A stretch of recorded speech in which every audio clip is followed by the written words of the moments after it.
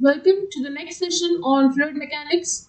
In this session, we are going to discuss about vapor pressure and cavitation. Vapor pressure is the pressure exerted by a vapor in thermodynamic equilibrium with its condensed phases, solid or liquid, at a given temperature in a closed system.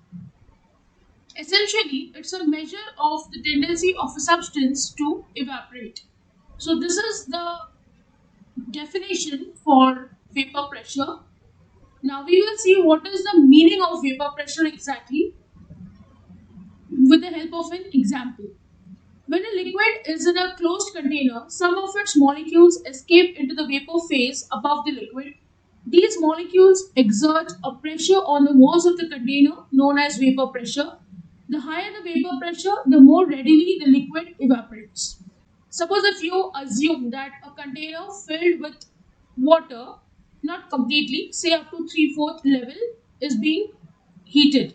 So after some time, you will see that the water starts boiling, and what happens is vapors are formed.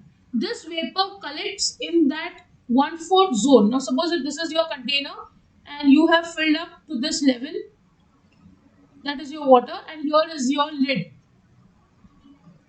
So when the water starts boiling, you will see that there is vapors over here. Now these vapors are going to exert a pressure on the walls of the container here and also on the lid. If the lid is not very tightly placed, if it is just loosely held, then from these areas the vapor is going to escape. But if it doesn't get a chance to escape, then it will just circulate in the zone and it will start creating pressure on these walls of the container. So this is nothing but vapor pressure.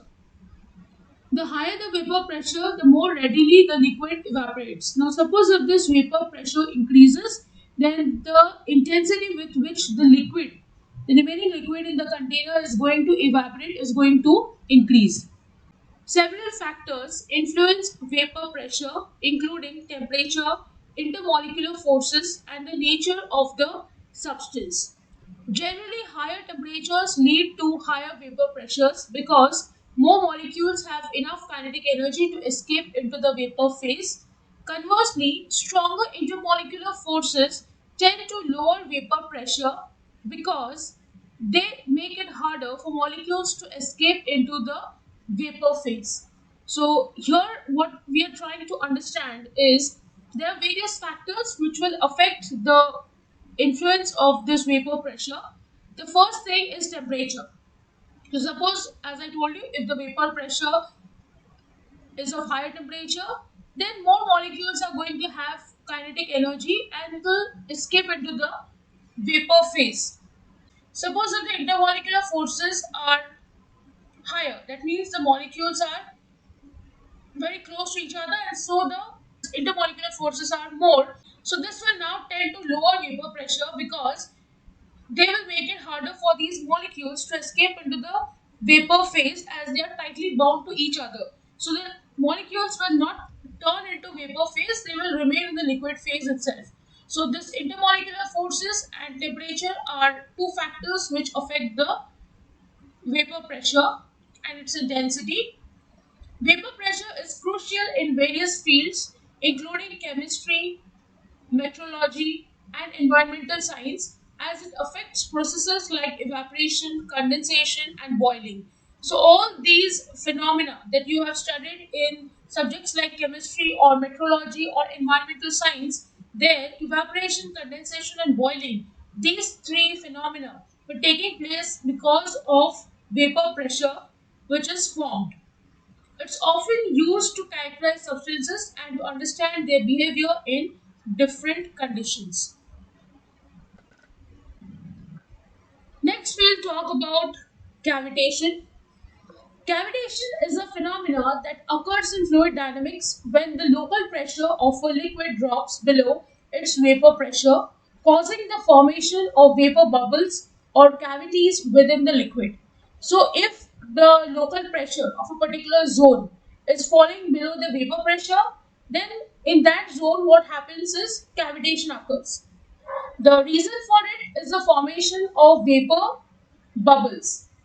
This can happen in flowing fluids when the local pressure decreases, typically due to an increase in fluid velocity.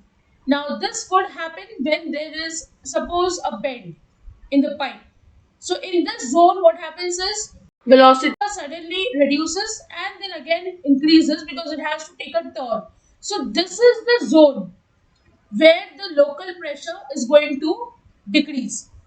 The formation of these vapor bubbles is often accompanied by intense localized forces and pressure fluctuations. When these bubbles collapse or implode due to an increase in pressure, they release energy which can cause damage to nearby surfaces. Now, suppose in this zone where the pressure has reduced and say there is formation of some bubbles. Now, if they happen to collapse over here or implode, what they do is they release some energy and they will cause the phenomena of cavitation.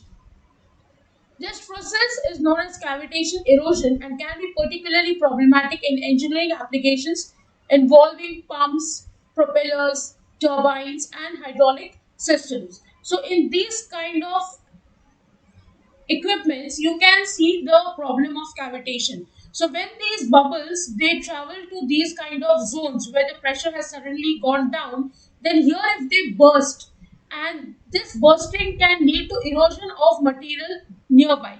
So if the material gets eroded and there is cavitation, that is material not present, so this is not good for these kind of bends. So you must have seen that these kind of bends are generally then having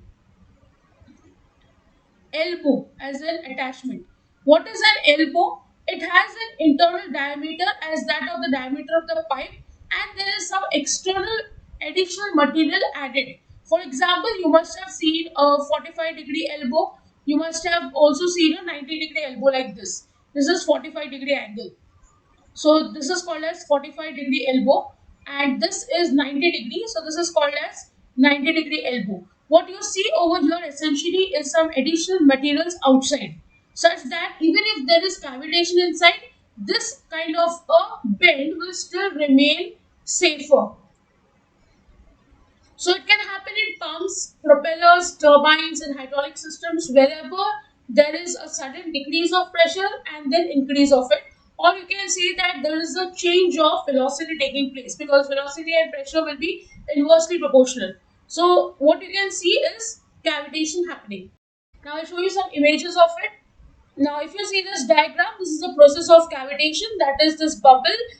If there is sudden pressure on it and it happens to burst, then whatever liquid is there inside will flow out, and along with it, a huge amount of energy is also released. Now, we are not talking about one bubble bursting, it will obviously be a bunch of it. So if it is a lot of bubbles bursting together, you can imagine how much amount of energy will be collectively generated, which can then lead to the erosion of material. So you can see over here, this is a depiction of cavitation in pumps which has occurred.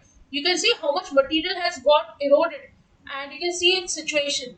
So this total bubble collapse microjet is what happens, and all these bubbles will then lead to this kind of an effect. Now it is not that only once if this phenomena occurs, this cavitation will happen. It is obviously over a period of time when a lot of bursting of bubbles happen in that zone, and over a period of time this is what happens. Now it is not possible to always remove a particular joint or a bend and check every now and then. Maintenance is not possible, so that is always scheduled over a period of time. So over a period of time when you check it, you will find these kind of cavitations definitely occur. So this is the concept of vapor pressure, which can lead to cavitation if the pressure falls below the vapor pressure in a particular hydraulic instrument or a system. So with this, I end the session. I hope you have understood the concept. If you have any doubts, please write to me in the comment section. Don't forget to like, share and subscribe to the channel. Hit the bell icon for latest video updates. See you in the next session. Thank you.